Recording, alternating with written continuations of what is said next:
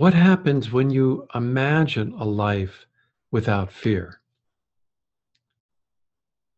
What would your life feel like today if fear didn't exist? Spend a moment there.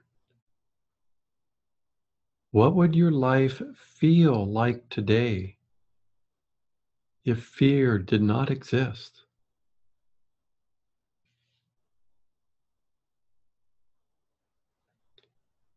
What choices would you feel the freedom to make and to act on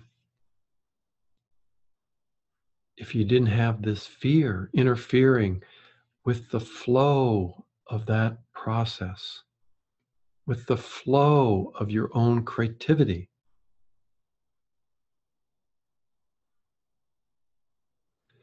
Notice what's going on inside of you that perhaps is arguing on behalf of fear. What thoughts inside of you would end up becoming homeless if you stopped listening to those thoughts that trigger the emotions that are based in fear? How would a fearless state of consciousness impact your livelihood, where you go to work, your job? How would a fearless state of consciousness impact your own personal relationships? The people that you know now, those that you've yet to meet? How would a fearless state of consciousness impact your physical health and well-being?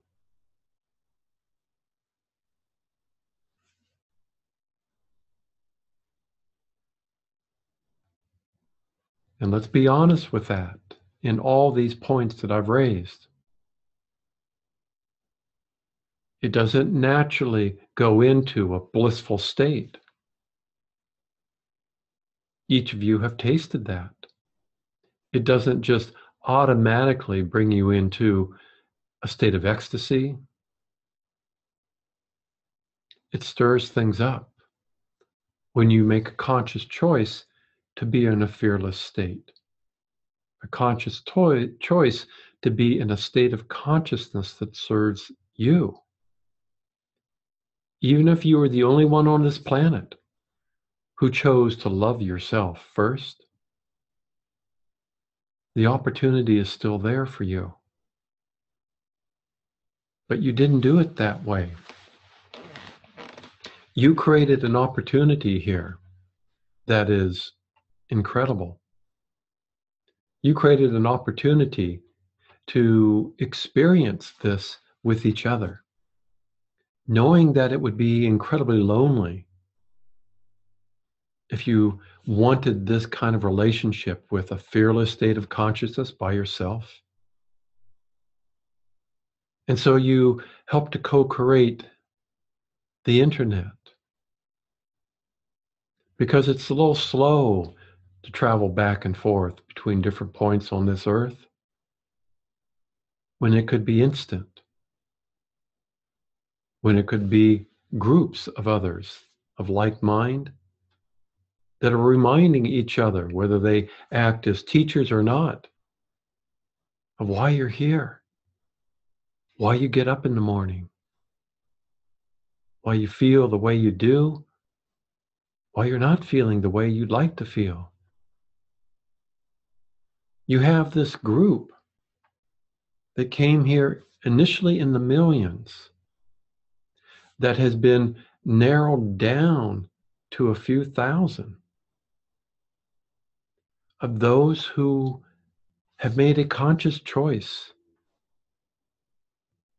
to stop paying attention to their thought process and place their allegiance with their own creative process as it relates to how you feel.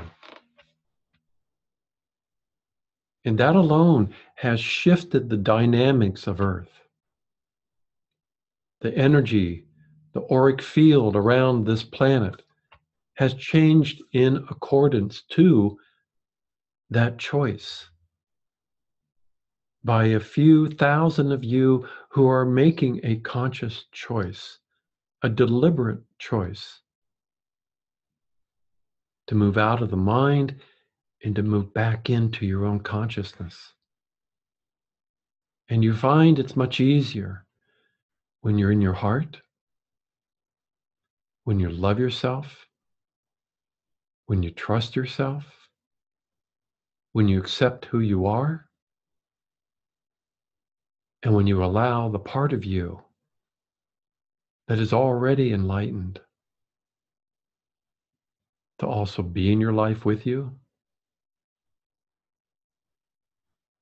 How does a fearless state of consciousness impact your embodied enlightenment? Some of you have discovered, as you are choosing to also participate in the day-to-day reality of being a human being, that it's not necessarily a piece of cake. That even though you're allowing the presence of your soul nature to be in your body with you, you're challenged by your interaction with your human family. Oh, before you could see where they were stuck, but you also kind of enjoyed a little bit of sympathy that they would offer when they could also see that you too were stuck. But some of you have moved out of that sympathetic need to be engaged with other human beings because you saw that there's a little feeding going on with that. You moved into a more empowered place. But because you're more personally feeling more empowered, it also created a greater separation between you and your own human family. And so you're involved here with a shift of allegiance in the relationship that you've had with your human family and in relationships in general. You're noticing that it's not quite the same, but it's also very fulfilling to develop relationships with those of us who don't have a physical body, but nonetheless live right alongside you, right next to you. If you would acknowledge that we are here and not only use the five senses of your own physical body, but the other senses that are available to you. Your own intuition, which allows you to perhaps not hear our words the way that you're hearing them through Robert, but you certainly feel our presence. You feel our heart. You feel our love and support. Some of you actually have felt me tapping you on the shoulders. Not to remind you of anything, but to let you know it's safe. That even though you don't see an extended human family that's adjusting well to where you're at, there is an extended non-human family that provides a very solid support base for you. And it doesn't mean you have to leave your physical body for us to provide that kind of support in order for it to feel real. That's happened before. Many others in the same position each of you find yourself in now already made that choice. It was too uncomfortable.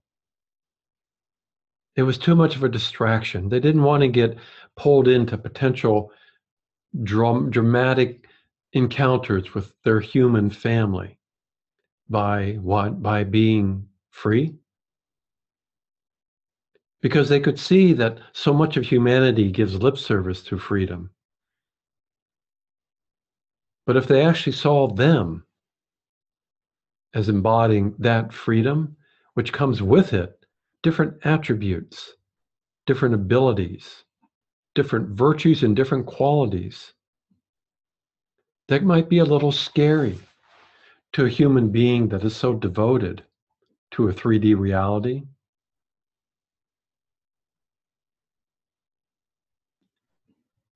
And so this time that we spend here together with you is indeed an incredible opportunity. And so I have to ask you this question. What part of you fears a life without fear? Because there's the obstacle to your freedom. And that really is from I, Yeshua, who gets the opportunity here in this nice little threesome going on here with Robert. I get to present that as your assignment for the next 2 weeks. What part of you fears a life without fear? What would you have to give up for fear to no longer restrict your life, play games with your emotions? If you allowed fear to continue as it is, as some of you have already tried to negotiate that, it has come as no surprise to you that the way that fear used to respond to the life that you were living no longer has the same impact to your life. It's as if fear had claws that could actually grab you and stop you from doing what you wanted to do, what your heart wanted to explore, choices that were still there for you to make. But fear would traumatize your emotions, and you would hesitate, you would procrastinate, you'd stop in your tracks because of the power of fear. But now you're in a different reality. And you're noticing as you have shifted your allegiance to your thought process that fear doesn't quite have the same stranglehold effect on you. Because now what? Now you realize that when you take a conscious breath, you're not just breathing. You're taking a conscious breath to create your own domain. What does that mean? You're creating your own reality. And within this new reality, you're not under the domain of fear. You're starting to practice more and more how it feels to feel how you want to feel. And that's breaking down the habitual response to how fear has impacted so much of the choices, so many of the choices you've made in your life, and so many of the choices you have yet to make. All of you who are listening here today and watching today already made a profound choice. Before you even came here, you made the choice. I want this lifetime perhaps to be my last lifetime, but I want this lifetime, and I will do anything and everything to ensure that this lifetime actually is a lifetime that is based in my freedom. So if you stopped allowing fear to influence your choices, I have to ask, what part of you is going to miss the drama? This too is part of your assignment, but I want you to be attentive here.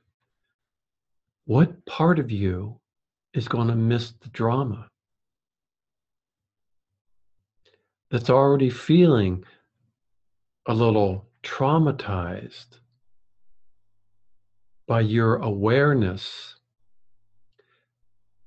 that fear itself is an illusion. and does not exist within the consciousness of your own divinity? Now, some of you are saying right now, hallelujah, finally something to rejoice and celebrate. Indeed. But that's going to ask of you, from your human perspective, where is my allegiance? Do I really give my allegiance to that divine consciousness that is not out there, but in here? In fact, it's always been there. And some of you like to hit your head against the wall when we say that and go, how could I be so stubborn to not notice that it's always been inside of me? What kind of game am I playing with myself here? Well, let's not beat ourselves up because the attributes of a 3D reality did not present that choice. You had to imagine it to be real. You did imagine it to be real as young children, and that didn't get you too far in the relationship you had with your extended human family. And so I, Yeshua, need to also say to you that this fearless state that I'm speaking of, and that Robert and Mikiel with me here are sharing with you, does not turn you into some kind of superhero. It doesn't turn you into what Michael would describe as the ultimate spiritual warrior. Suddenly you have, well, suddenly it's not just a sword, it's a laser. A laser that can really do harm. When you want to do harm, a light sword.